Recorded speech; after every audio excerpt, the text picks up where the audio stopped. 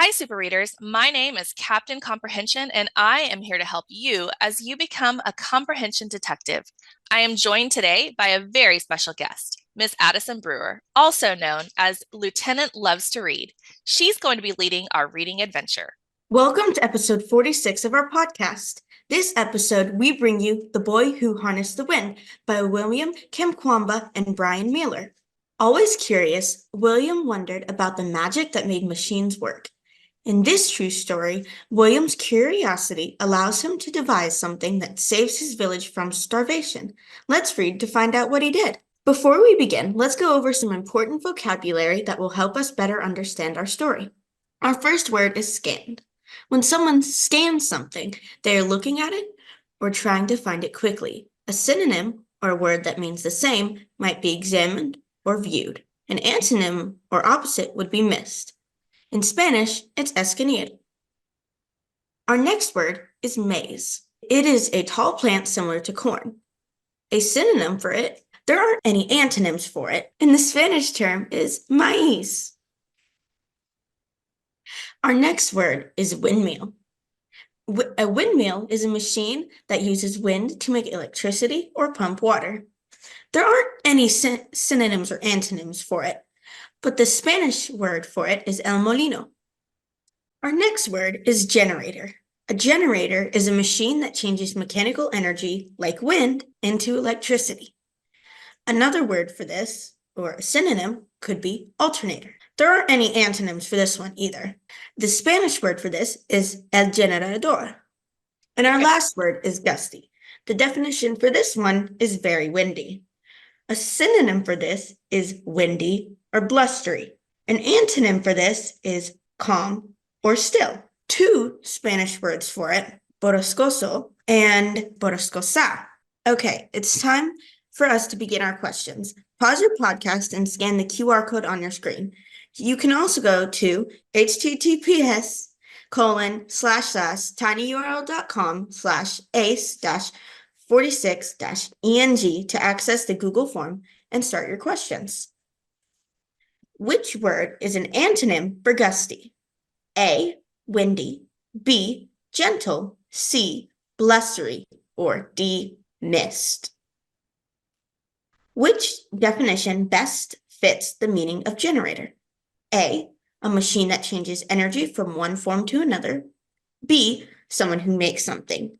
C, a tall grain related to corn. Or D, to search for quickly. We're off to a great start, comprehension detectives. It's time for us to read our story. I hope you enjoy The Boy Who Harnessed the Wind. In a small village in Malawi, where people had no money for lights, nightfall came quickly and hurried poor farmers to bed. But for William, the darkness was best for dreaming. He dreamed of building things and taking them apart, like the trucks with bottle cap wheels parked under his bed, and pieces of radios that he'd crack open and wonder, if I can hear the music, then where is the band? His grandpa's tales of magic also whispered in the pitch black of his room. Witch planes passed through the window while ghost dancers twirled around the room as if 100 men were inside their bodies. At dawn in the fields, William scanned the maze rows for magical beings, then wondered as a truck rumbled past, how does its engine make it go? Pay attention where you throw that hoe, his father shouted. You'll cut off your foot. For all its power over dancers and flying things, magic could not bring the rain. Without water, the sun rose angry each morning and scorched the fields, turning the maize into dust. Without food, Malawi began to starve. Soon, William's father gathered the children and said, from now on, we only eat one meal per day. Make it last. In the evenings, they sat around the lantern and ate their handful, watching hungry people pass like spirits along the roads. Money also disappeared with the rain. Pipani, his father said, I am sorry. You will have to drop out of school. Now William stood on the road and watched the lucky students pass, alone with the monster in his belly and the lump in his throat. For weeks he sulked under the mango tree until he remembered the library down the road, a gift from the Americans. He found science books filled with brilliant pictures. With his English dictionary close by, William put together how engines moved these big trucks and how radios pulled their music from the sky. But the greatest picture of all was a machine taller than the tallest tree with blades like a fan. A giant pinwheel? Something to catch magic? Slowly, he built the sentence. Windmills can produce electricity and pump water. He closed his eyes and saw a windmill outside his home, pulling electricity from the breeze and bringing light to the dark valley.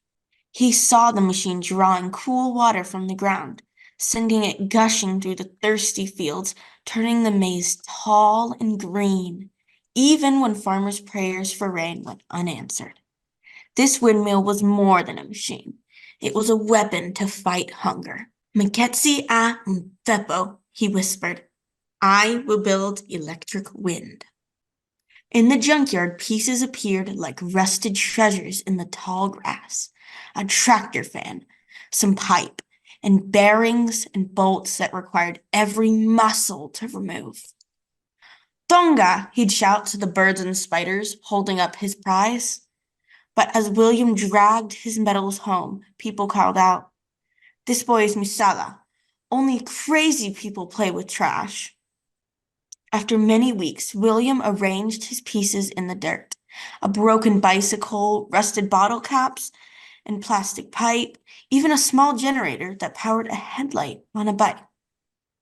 For 3 days, he bolted, banged, and tinkered while chickens squawked and dogs barked and neighbors shook their heads saying, What's Misala doing now?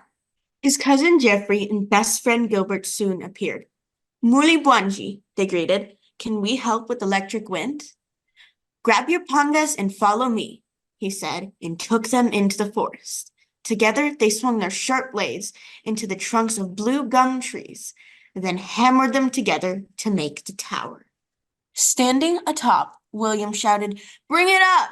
While the boys tugged and heaved. A crowd gathered below and gazed at the strange machine that now leaned and wobbled like a clumsy giraffe.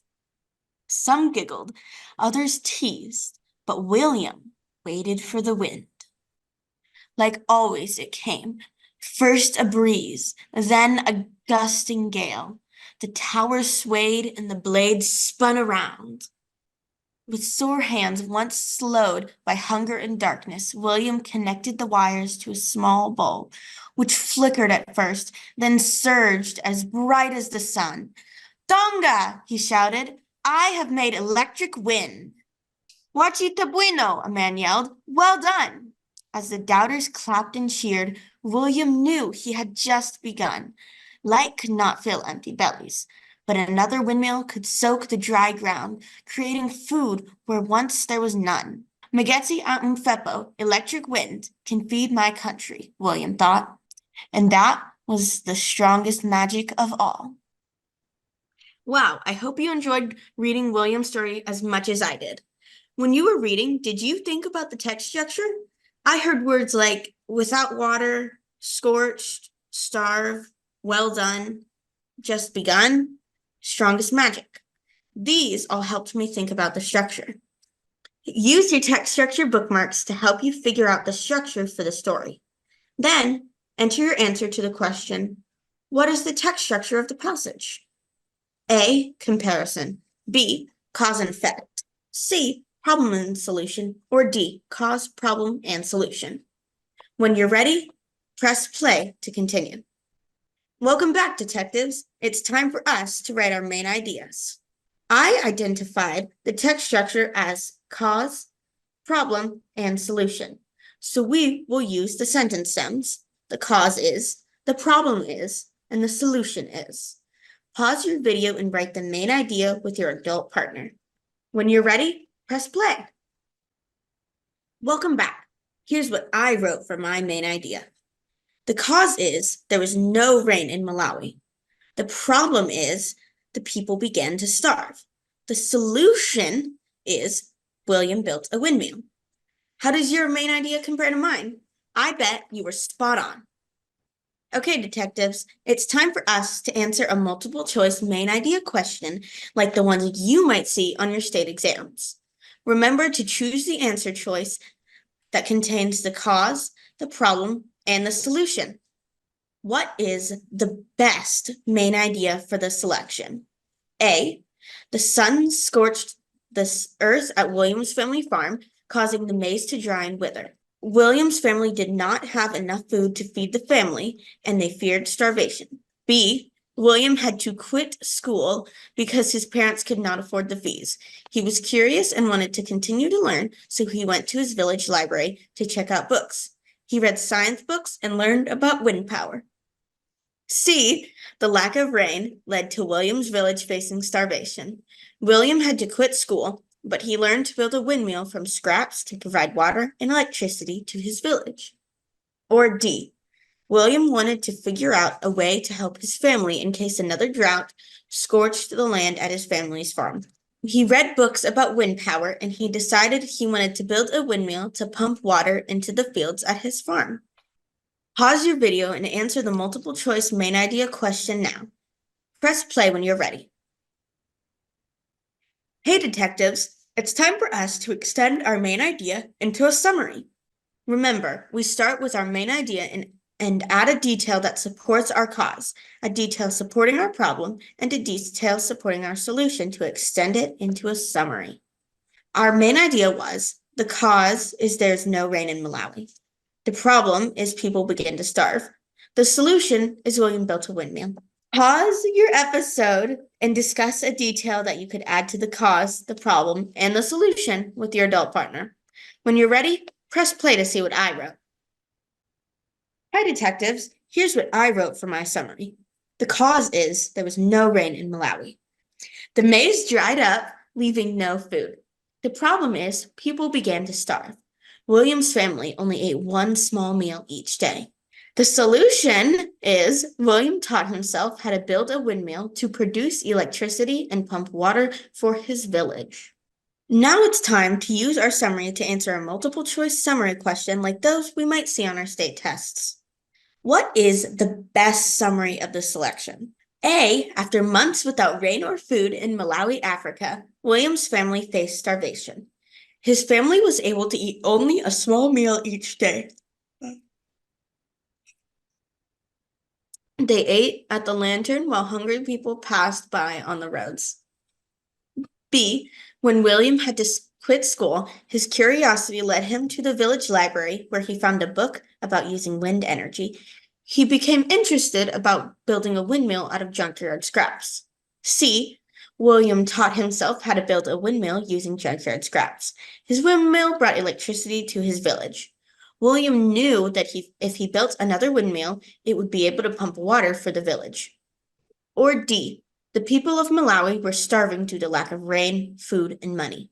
William read a book and taught himself to build a windmill out of scraps, which brought electricity and water to Malawi. Pause your episode and choose the answer choice that contains the cause, the problem, and the solution, plus a few added details. You are doing great work, detectives. We have one last task. It's time for us to infer. Remember, when we infer, we take clues from the text, we mix it with what we already know, and we're able to draw a conclusion or make an inference. Our questions today are, the author wrote this story mainly to, based on information from the selection, what can the reader infer about William? Pause your episode and discuss those questions with your adult partner. The author wrote this story mainly to A, inform us of a situation in Africa. B, show how one boy overcame adversity. C, present the sequence of events that led to the invention of the windmill. Or D, explain how the reader can build a windmill. Pause your episode to select your answer on the Google form now. Welcome back. Based on information from the selection, what can the reader infer about William? A, William's curiosity saved the people in his village. B, William only cared about saving his own family. C, William does not enjoy learning unless it benefits his family. Or D, William did not need help building the first windmill in his village. Pause your episode to select your answer on the Google form now. Thank you so much for joining us this month, Comprehension Detectives.